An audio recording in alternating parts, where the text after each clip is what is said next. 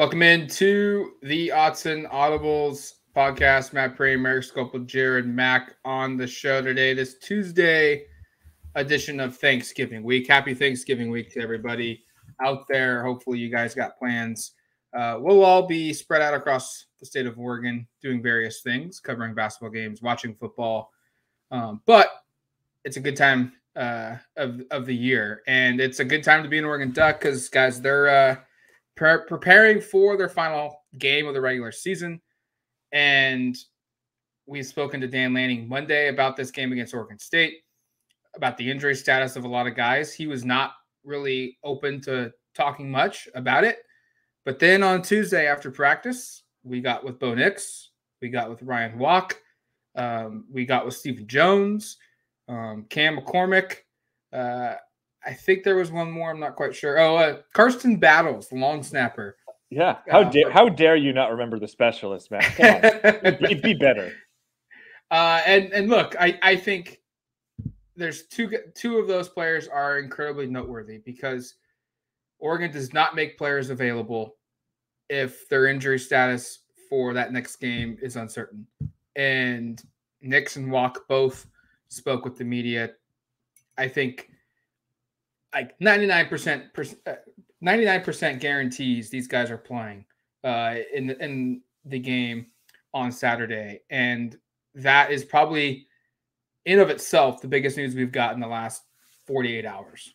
Yeah, barring a setback. Both those guys I expect to play. Both played on Saturday at Autzen. And for Nix, he was asked a fair number of questions about his ankle. Sure. He said it was feeling much better this Tuesday than last Tuesday. Probably not unexpected, but notable that he's feeling some kind of progress. Also said that one of the things that kind of helped him this last week was suffering a similar, more serious injury at Auburn, which ended his junior season. But just kind of knowing what an injury to an ankle feels like, what it, how to prepare to get back from it. All of that kind of maybe paved the way for a recovery that I think is still pretty impressive, just to kind of reflect on even about 3 or 4 days after he played on it was, that was something that really helped him. So positive news from Bo. We'll have full quotes and video up on Duck Territory later today on Tuesday that you'll certainly want to just kind of keep an eye out for in terms of if you want the whole picture there. He also had a lot of comments on other things that were notable. I always have a good time chatting with Bo. It's fun to be able to speak with him again. And as Matt said, you can expect him to play.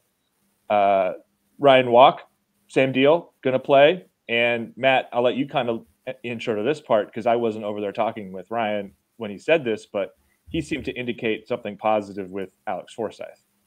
Yeah, he was asked just kind of like what it was like preparing as the center in the event that Alex Forsyth could not go against Utah. And he gave his spiel of, he had history, for, doing it before, and it's an adjustment, but he's done it, and things he felt like went well. But thankfully this week he doesn't have to worry about that because Alex is back.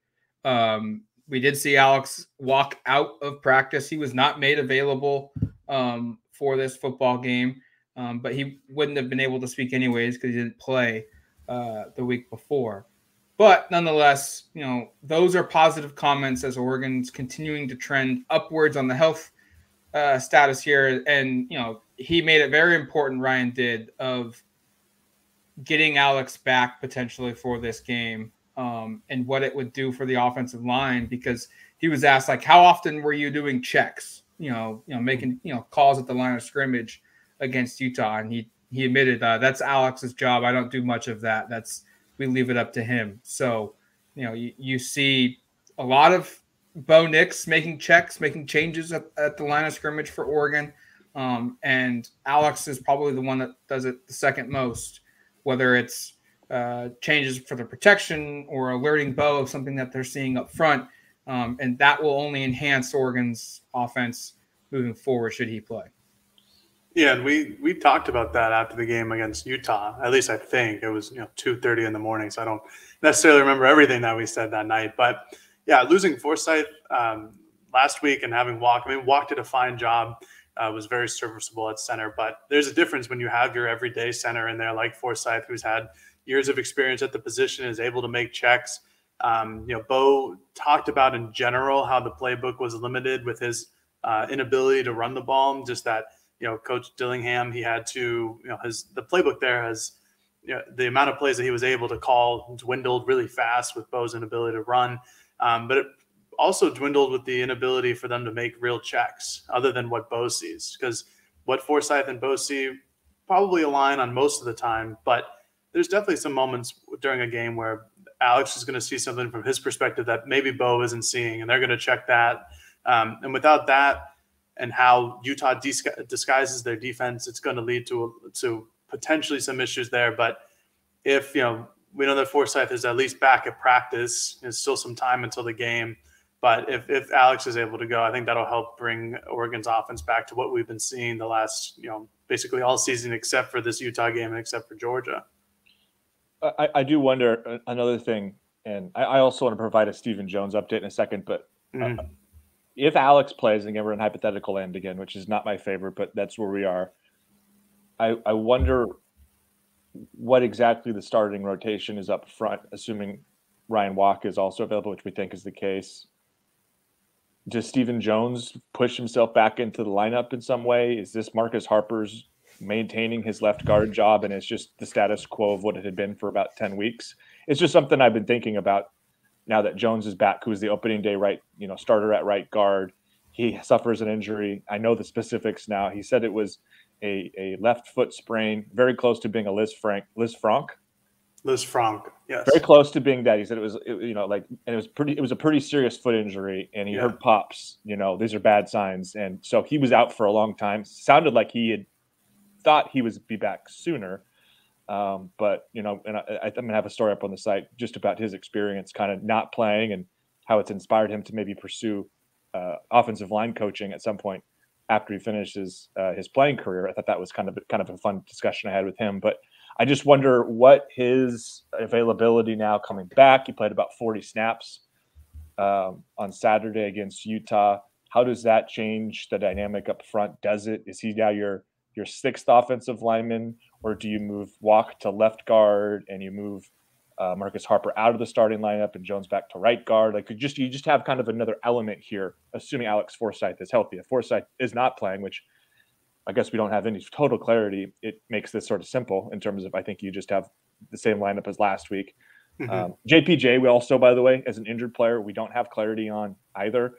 At least Dan hasn't given it, and we're not going to talk about what we saw at practice and what we didn't see. So his availability might also impact it. I just think you now have more options on the offensive line, assuming people are healthy, than you've had in a minute here with Jones back, and kind of how does that play into things going forward? It's kind of maybe something to monitor. I don't think it changes anything. If his return happened 3 weeks ago when Oregon hit that Cal Colorado stretch, then yes, I think maybe by the Washington game you put him into the starting lineup. But the stakes are so high right now, and it sucks because I'm a big believer that you don't lose a starting job because of injury. But because the stakes are so high this season, maybe for the Rose Bowl, if they get there and they win the conference championship game, and he's kind of fully back into form, back into shape, that bowl game, maybe that's when he starts, or maybe even next week if they get to the Las Vegas Bowl, or not Las Vegas Bowl, the Pac-12 championship game, and he's shown enough. But second week back from injury, I don't know. I would rather go with Harper, who's been very consistent this whole season. The offensive line hasn't dipped from a production standpoint. So go with what's helped you, and just have Stephen Jones just be a super sub, which he has excelled in previously in his career. And my only retort would be he did make 40 snaps last game, and I think graded out pretty well based on PFF. So there's at least a little bit of a baseline. But I understand. I'm probably in your guys's. I'm probably in agreement, Matt, in terms of I'm a big Harper fan too. I think he's played really well this year. I think it's just another added element though. His return puts another little bit of nuance in terms of how this ultimately shakes out. And I would probably anticipate that everybody is fully available. He isn't starting, but something to monitor at least. Yeah, I think it's I think it's not a bad problem to have. It's like, yeah, if Steven is available, like good for Oregon's offensive line depth. I think that's as much as we can look at it. Like, yeah, he lost his starting job because he was injured, but let's not forget how good Marcus Harper's been. Yeah. We expected Oregon's offensive line to be good this season just because they returned all the starters, but one of their starters goes down, and one of the guys who, whatever it was, Marcus Harper hadn't played in a real meaningful snap in like over 1,000 days or whatever he said it was. He's doing it every week now, and he's doing a damn good job of it. He's still a very good pass blocking guard. Run blocking is okay according to PFF. It's a little harder for us to really realize, what the difference is between a great offensive lineman and just a good one, or excuse me, a good and an average one. I think it's pretty easy to tell what a great offensive lineman looks like. But Harper's been doing it. He's been doing a great job. That's still a very good offensive line.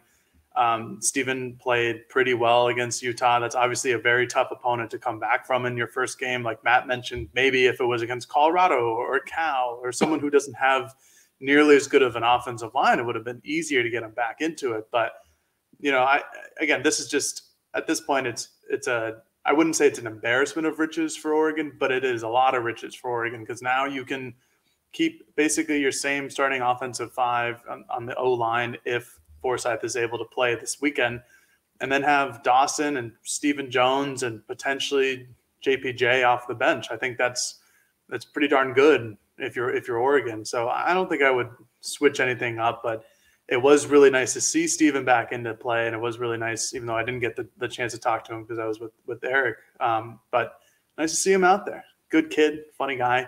Again, it's just not an embarrassment of riches, but Oregon's really deep at offensive line, and him coming back just adds to it. So that regardless if there's another injury that happens or someone goes down during a game, Oregon's not going to have to worry about it.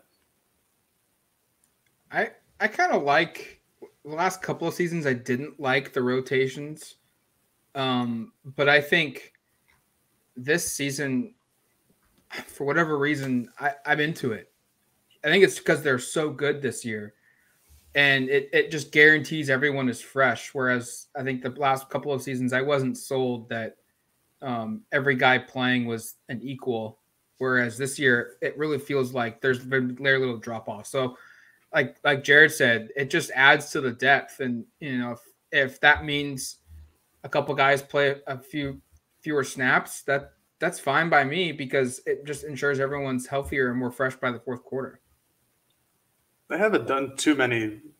The issue with last year was it was like hockey shifts. It was like rotational changes. It was last year it was like drive by drive. They had it was scripted. It was hockey shifts. It was 5 in, 5 out, or like, hey TJ, you're gonna play this. You're gonna play left tackle for this drive, and then left guard, and then it was never 5 in, 5 out. I know, but they would switch out like 2 or 3 guys at a time. It just never made any sense. No one could get like all the reps at like one position. They just transferred all around. And now they do it every once in a while, but even still, it's not that often during a game. What it is now is basically when they get to 14J, Jackson's in that formation, and he will also play a fair amount of right guard at times, a little bit of left guard at times. Last year, not to reiterate this and stick on this because we wanted to get to an upcoming game that's pretty big, a rivalry game, but what it was last year was literally like, we're going to move our left guard to right guard and then move our right tackle off to bring in another person to play right tackle for this drive. And then we're going to move the right tackle off and bring the right tackle who was playing before, put him back on. And we're going to move the guy who was playing right guard there to left guard. It was just it was just a lot of moving, and it was all scripted. Whereas now it feels like it's more within the flow of the game plan. So, but I digress. I think we could talk about this Oregon State game rather than past history on the offensive line. Yeah, we'll take a break there, and then we'll come back. We'll dive into just what we've gleaned early on between the Ducks and the Beavers. All right, welcome back to the Odds and Audibles podcast. It is rivalry week. We need a name for this. Like, it was formerly called the Civil War. And we're no longer supposed to be talking about using that word to call this game. But we don't need to go too far down this tangent, but this game needs an award. It needs a name. It needs something. It is too big of a game to just be the rivalry game. But nonetheless, Oregon goes to Oregon State. Corvallis Research Stadium under construction, by the way. This is going to be fascinating to see. We've heard stories of just what it looks like, what it feels like, what it's like to work there. Active construction zone and a football game being played in it. Should be pretty fun. Beavers are much improved year over year for 2 years in a row now. They're 8-3. They're 5-3 in Pac-12 play. And you look at, I think what surprises me most about this team, guys, is their defense is really good. Where you look at their head coach and he's known to be an offensive mind. He's a very good play caller. But it's the defense that has done a lot of damage. I mean, they gave up 10 to Washington State, 9 to Colorado, 24 to Washington, 10 to Cal, and then 7 to Arizona State. Now, you could argue, look at the opponents that they're playing. They're playing the bottom tier group outside of Washington. That helps limit, the production that teams have defensively. But you still have to go out and do that. And Oregon, that is credit where credit's due. And then offensively, they've got some really talented freshman running backs. They've got a question at quarterback, but they've got a really talented offensive line. This is going to be a good test for Oregon. With the offense, and we should note one thing here before I even get to the breakdown, is this is an opportunity to get to 9 wins for Oregon State for the first time since 2012. So this would be about 10-year drought without getting to 9 wins. And they're certainly in position to try to do it this weekend. And then after that in the bowl game, I think we're not a rah-rah go Beavers podcast, but for somebody who lives in the state and, once the Northwest teams in general do decent, and that's probably somewhat controversial, it's been nice seeing the Beavers kind of on some sort of positive descent when that's a program that has historically not been very good consistently. But what I was going to get to on the offense, it feels like an offense that's found its footing here after having the quarterback change. Chance Nolan goes down with an injury. They're still trying to, at that point, figure out who their running back was. I think Fenwick has dealt with some injuries. He was the guy that they thought it was going to be to start the season. But now Damian Martinez, the freshman running back you mentioned, who I think is probably the favorite now, I would say over Jaden Ott to be the freshman offensive player in the Pac-12 of the year. 857 yards rushing, 5 straight games with 100 yards on the ground. Pretty big, pretty physical guy. Also got some acceleration on the outside. Like he's a dude, and it's an offense for Oregon State that, again, has kind of found its identity, and it's the most run-heavy offense in the conference, about 40 rushes per game, and it's the least pass-heavy, about 25 passes per game. So that they are very much kind of clear-cut in terms of how they approach things. Like Ben Gulbranson, the backup quarterback, who's now the starting quarterback, who knows what the case will be going forward in future seasons and even later this year if Nolan's able to play in a postseason game, has not attempted more than 28 passes once in his 6 starts now, and has been pretty steady. Like he's not great, but like he had threw 2 interceptions against Utah in his first major action of the season. And remember, he's a freshman, so he's a young guy. Since then, 8 touchdowns, 1 interception. Again, low pass volume offense. Never attempted more than 28. He has over 200 yards just twice in these starts and has averaged about 150 the last 5. But somebody who's at least been competent in getting the ball out. And they've got guys at receiver who were really big-time recruits. It's interesting looking at, I just did my weekly, the 10 best recruits on the opposing roster. All of the top 5 or 6 guys are receivers or quarterbacks. They're all transferred from other schools, but like that's what that's made up of. They have Trayshawn Harrison, who's a former Oregon commit, ended up at following Willie Taggart to Florida State. He's their leading receiver. They've got Tyjon Lindsey, who was a big-time recruit, one-time 5-star, ended up being like a top 50 recruit as a 4-star, went to Nebraska, and is now there as one of their slot guys. They've got several other players that are big-time recruits at that position.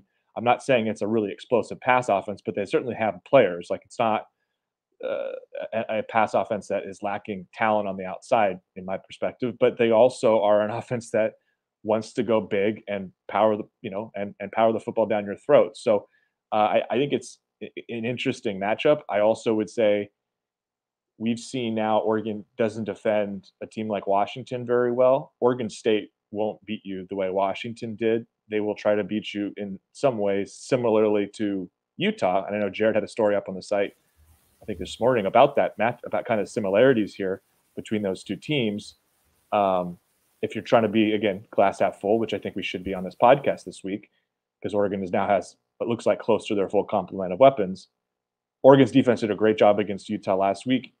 This Oregon State offense will attack you, I think, in similar ways without having a Dalton Kincaid at tight end is probably the big difference, and not as good of a quarterback either. Yeah, it's Dan talked about it, that there's a lot of similarities, but there are some differences, which is just the obvious answer to this, because like Eric mentioned, Utah has a much better quarterback in Cameron Rising than Ben Goldberson, and then Oregon State doesn't have Dalton Kincaid. They use their tight ends pretty well. They have Jack Coletto, because I'm going to stop saying Jack Costello for this week so my brain finally realizes it. They use 12 personnel a lot, 21 personnel a lot. This is a very similar offense. They're going to try and establish the ground game early, unless they completely change direction and they try to establish the passing game early. But Gulbranson just, he's, to put it nicely, he's just not that guy. He's just not really, I don't think he's capable of carrying an offense on his right arm, which is good for Oregon's defense, because like Eric just mentioned, a Washington style of offense where it is really pass heavy is their ultimate kryptonite. Oregon State is not that. Had their game log up here a second ago, but yeah, in the last 5 weeks, they've averaged probably 44 rushing attempts per game, has a high of 47. So that's what they're going to try and do. Oh, thank you, Eric. I appreciate that. For those of you who are listening and not watching, Eric just put a banner at the bottom of the screen saying 12 personnel equals 2 tight ends, 21 personnel equals 2 running backs. So just a quick clarification in case those listening or watching didn't know what a 12 personnel or 21 personnel. Anyways, Oregon is actually right behind Oregon State in terms of rush defense after this past week against Utah, allowing 112.5, with Oregon State allowing 111.4. I think Matt started with this, and Eric, you went offense, so I think I'll go back to defense just for a couple of minutes. Oregon State's defense is pretty damn good. They are 1 or 2 in basically every major statistic in the Pac-12 for team defense. They're a top 30. I looked this up earlier this morning. 30 or 35 top team, total defensive team in the country. They are solid. However, if you want to look at it from the glass half full perspective, like this podcast probably should, they haven't played a lot of people, and it's the bottom of the barrel of the Pac-12, which is pretty bottom of the barrel stuff. So you look at how their defensive performance against Cal, where they only allowed 156 total yards. That's 9 rushing yards, which is amazing. But they've done a steady job of holding their opponents just about 350 and under yards in the Pac-12, especially the last couple of weeks against teams like Arizona State or Cal, Colorado. Washington, I know that they held them to 27 points, but let us not forget that was in like a typhoon up there in Seattle with crazy winds and crazy rain. So that wasn't the ideal throwing conditions for Washington. The Huskies still put up 100 yards on the ground, but this is a good defense. This is very similar to how Utah plays. They're physical. James Crepea has had this stat going in the last couple of days, asking Dan and asking players today, especially Bo, where they have they force a lot of turnovers here. They have 17 total in the season, 12 interceptions. Granted, 6 of those came within the first 3 weeks. Regardless, they're fast, they're physical, they're aggressive. They have multiple players in the secondary who can switch over from safety positions, just like Oregon does. This will be a good defensive test for Oregon's offense, especially considering how mobile Nix is and what the playbook really opens up to. I think this point in the season, 11 games, yes, like Jared and I have said, like you play some weaker teams, but you still done your job, and that matters. And Oregon State's defense does not give up the big play. They are first in the conference in allowing the fewest plays of 10 or more yards, 136 on the season. Utah is second at 138. And then you go a little bit further for explosion plays, and they're in the top 3. And, Oregon, ironically enough, is second at 37. The worst team in the conference is Colorado in that regard, Stanford, Washington State, Arizona, and weirdly enough, USC at number 8. But that just gives you an idea. Like, they're consistently good. And at this point in the year, you are who you are, and you can't really worry about the teams that you've played. And this defense is pretty good. So it should present a real strong test for Oregon and an offense for Oregon that is still, I think, is it safe to say this offense is still going to be a little bit, limited in what they can do, in large part just because of Bo Nix and his ankle and just how it feels at that particular time, at that particular day. It's getting better. He says he feels better, but it was still, I felt like it was still very clear. It's like, I'm still dealing with some stuff. I'm not like, hey, I played injured last week. Now I'm 100%. I'm good to go. Like, there's still going to be some he's still going to be immobile a little bit in that game. No, yeah, I would say don't expect him to suddenly be like, he's not going to run for an 80-yard touchdown like you get at Stanford. And he's probably not going to have many designed runs at all. I'll be genuinely curious to see if we see much or any of that. How much is he even given the opportunity to keep some of those RPOs? I just think there's a lot of things that were staples of the offense early on in the season and a big part of why they were so successful that you just kind of wonder how much you can actually ask Bo to do with the injury. So my guess is it's not going to be a situation where Bo is really able to be back to who he was during the height of this season until you get to whatever bowl game Oregon is in. So, I think you can expect him to be, again, probably improving his mobility and how much he can do with his feet each week, but I don't think you can expect him to suddenly come back and be tucking and running downfield. And I asked him a little bit about, one of the things that had made him so dynamic was not just the designed runs, but also the, intuition and then all the capability to tuck it and run on a pass play where things break down or he sees an opening in the middle of the field and can take advantage and exploit it.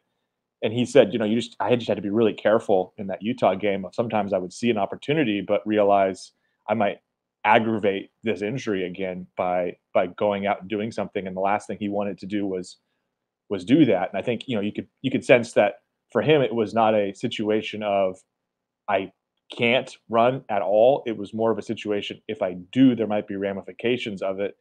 And also the pain tolerance thing of if you're running on a badly sprained ankle, that doesn't feel great. And again, you don't want to hurt it even more. So I'll be very curious to see kind of what his limitations look like this week. But if you're Oregon State, I think you're game planning, at least initially, thinking this is probably going to be pretty close to what we saw against Utah. And you can expect Oregon from a designed run perspective with Nix and probably even from a scrambling perspective, probably to be pretty minimal in that regard.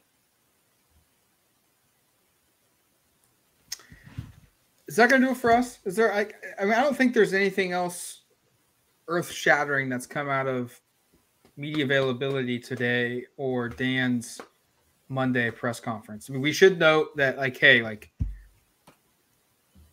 we can't report what we see in practice this week, just like it was last week. So that's going to impact a little bit of what we're saying. But nonetheless, there's still plenty out there. We pretty much touched all on what's come from it.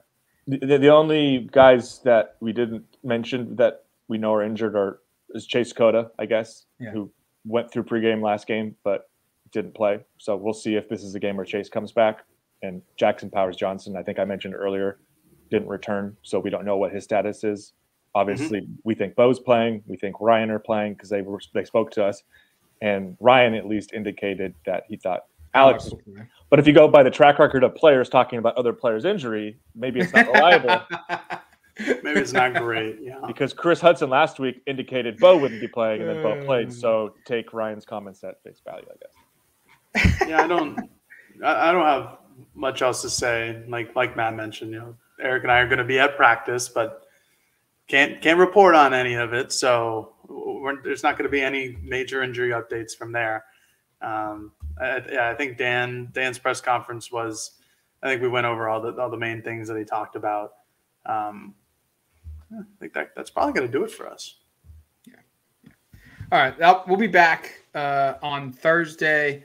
We will have a podcast set up with Carter Bonds of Beaver Blitz. He's going to get us all in tune with the injuries that Oregon State's dealing with, because there's a lot there, and give us a good insight into what's their season's been like this season. And then on Friday, we'll be back with our usual prediction podcast. And then at some point Saturday, I don't know if we're going to be able to do it in Reser Stadium because it's literally a construction zone. We'll have a post-game podcast. We'll see what the situation there entails for us from a podcast standpoint. But that'll do it for us for this week. And until the next one on Thursday, on Thanksgiving morning, you've been listening to the Odds and Audibles podcast. Talk to you later, folks. Peace.